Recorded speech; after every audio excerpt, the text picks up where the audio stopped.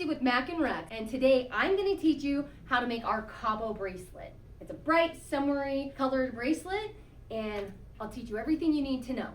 Here's the colors that you're going to need. This is going to be a matte white. You're going to have it both in whole and half. Then you're going to need the following colors. You're going to do a matte bright orange. You're going to need this bronze. Then you'll need the mustard yellow and the Picasso teal and this cobalt blue. Those are going to be the main colors that we'll be using for our bracelet. Put a link for all of these colors below so you can find them on our website if you want to make this bracelet. For now, here's the color numbers.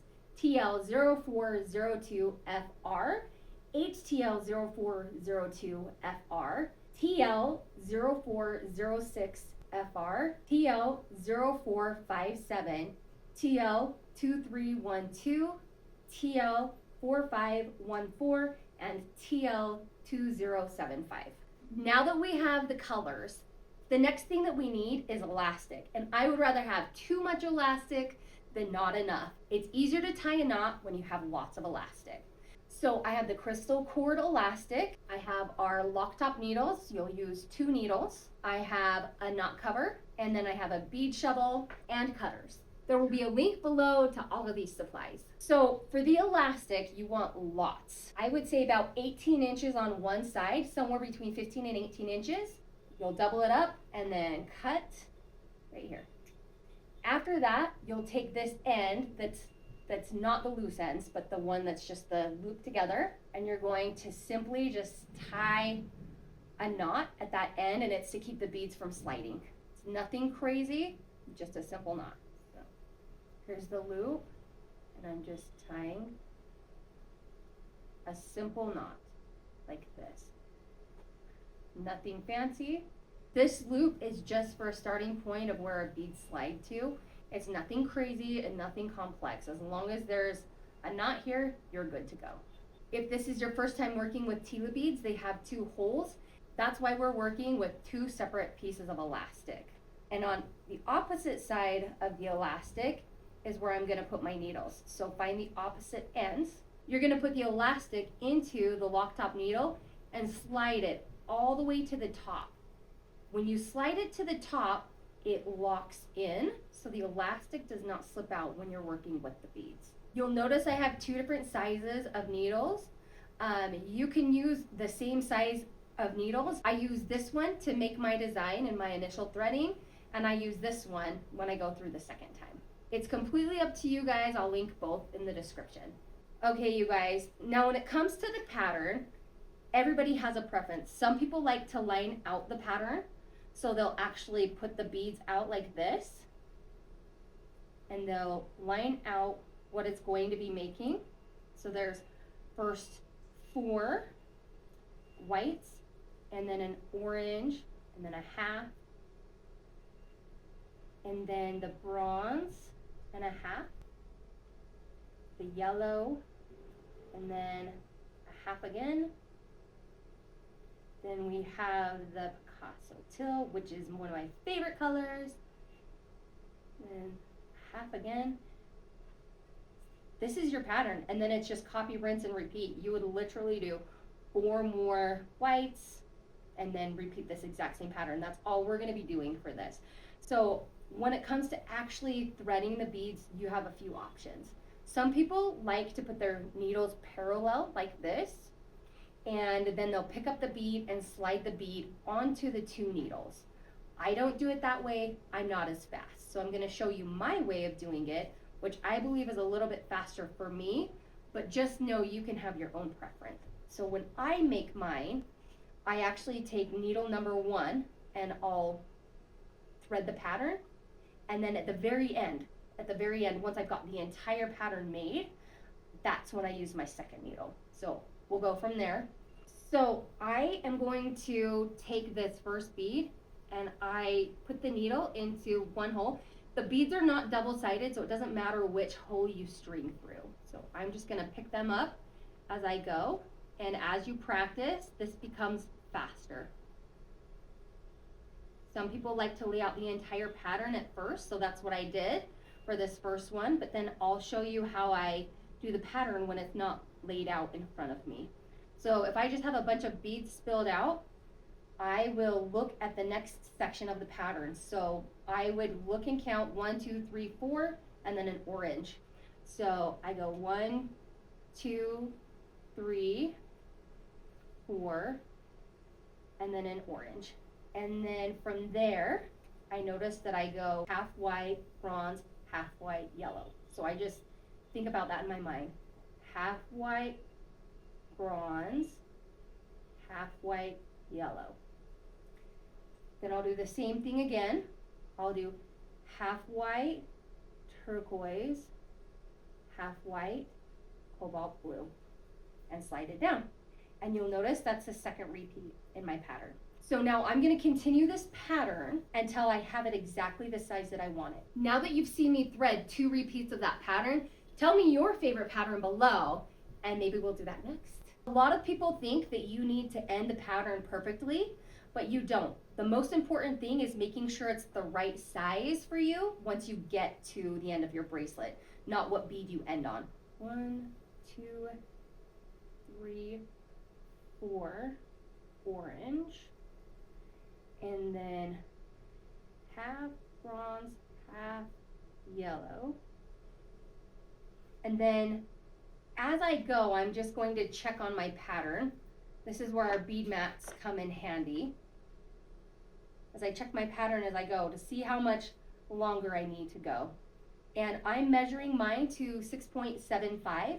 My wrist measures exactly 6.75. And so I will make the beads exactly to my wrist measurement, because by the time I add my knot cover, it's gonna be exactly the perfect size for me. If you like it a little bit bigger, you can add 1 extra Tila or a half Tila, depending on how much larger you would like it. My rule of thumb to get a firm fit that's not too tight and not too loose is to do the exact length of your wrist in the beads before you add the crimp cover. I'm just gonna add my final bead. You'll notice I'm at 6.5 inches and I want 6.75. So here's the last bead on the first side of my elastic, okay? Now that we've got everything threaded through, we're gonna move on to the second step. You'll lay out your beads so they're flat with 1 needle on the end that you finished, and then the second needle will start down at the bottom and thread this way to meet the same side as this needle. So we'll pick up a few beads at a time, like this. Just use my finger to hold them in place. So I pick up 5 or 6 at a time, and then I'll just check and make sure they've all threaded through. It's easier to check as you go than get it done and have to go back. So you'll just see that I'm hitting the bottom of that other side, picking up as we go, making sure we've got it.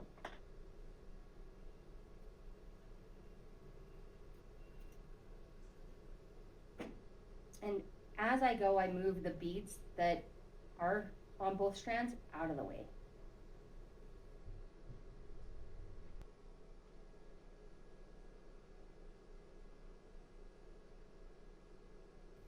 Okay, so before we tie off, I want to show you that there's 1 elastic going through either side of these beads, okay?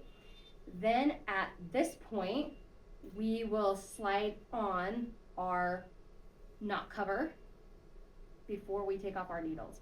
So you're just going to take both needles and slide it through the knot cover. And the knot cover will rest on both pieces of elastic at the very top of the beads, like this. Okay, we're done with the second step of threading. That's the easiest step, and now we're going into tying the knot. And I have to preface this with, every master was once a beginner.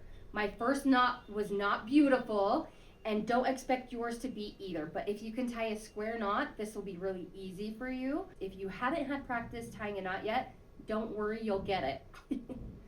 Okay, so I'm going to take off the needles, and I first tie a holding knot as far away from the beads as I can get, and that's to keep them on in case I drop my knot. Tie a knot that is allergic to the beads and goes as far away as it can from the beads, just to hold them on, okay? So my beads are here, my knot is clear over here. Then what we're going to do is we're gonna take the side that we just tied a knot on, okay? I take it in my right hand and I start close to me, and I want it to end up in the other hand. So I start close to me, I wrap it away from me and move it to the right hand, okay? Then I'm gonna do that exact same thing, starting in my left hand, I wrap it away from me and back under and around, and it goes back to my right hand. And then right here, this is really important, you guys.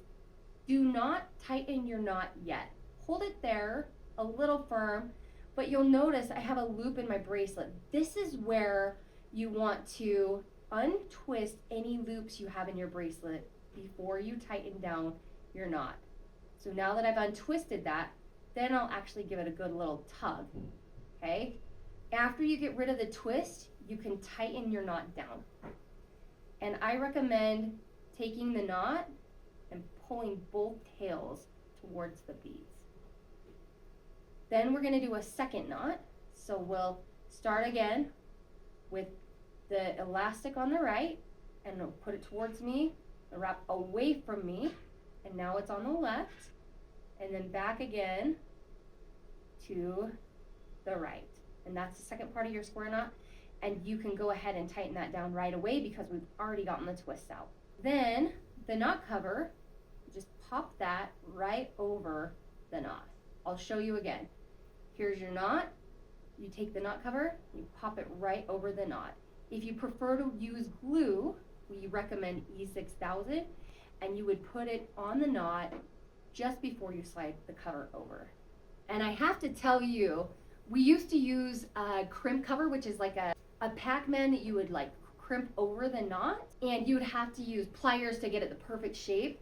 But we switched to the sliding knot cover because it's easier to use and you can literally just slide it over. To finish our bracelet, I pull the tails over to the side, and then I use my cutters to cut close to the knot. And then you put it on. And that's how you make a Mack Rex bracelet. Now that you know how to make a Cabo bracelet, follow us for more bracelet tips, tricks, ideas, and recipes. Like this video so you can come back to it. We'll do weekly tutorials on this channel with new bracelet recipes just for you. If you have questions, leave them in the comments and we'll get back to you. And I'll see you next week.